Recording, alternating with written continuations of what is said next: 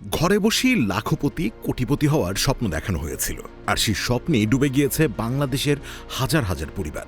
MTFE বা metaverse foreign exchange group একটা অ্যাপভিত্তিক বিনিয়োগ প্ল্যাটফর্ম। প্রতিশ্রুতি ছিল মাত্র $500 বিনিয়োগ করলেই প্রতিদিন $13 করে লাভ, আর কেউ $5,000 দিলে দিনে পেতেন $32,000 মতো, মাসে 30 থেকে 40% লাভ। বিশ্বাস বাড়াতে মাঝে মাঝে লোকসানও দেখাতো অ্যাপটি, আর কাউকে যোগ করলে মিলত 30% কমিশন। এমনকি গ্রাহক বানাতে বানাতে 400 জনে পৌঁছালে সিইও পদবিও দিত কোম্পানি। বাংলাদেশি তৈরি হয়েছিল কয়েকশো অফিস, ছড়িয়ে পড়েছিল ঢাকা থেকে গ্রাম পর্যন্ত। স্কুল ছাত্র, শ্রমিক, পেশাজীবী সবাই এই ফাঁদে পা দিয়েছিল। কিন্তু একদিন হঠাৎ অ্যাপ থেকে উধাও হলো সব ডলার, প্রায় 11,000 কোটি টাকা, আর ভুক্তভোগী প্রায় 40 লাখ গ্রাহক। কারো কাছে যাওয়ারও উপায় নেই। সিআইডি বলছে টাকা পাচার হয়েছে মোবাইল ব্যাংকিং আর হুন্ডির মাধ্যমে।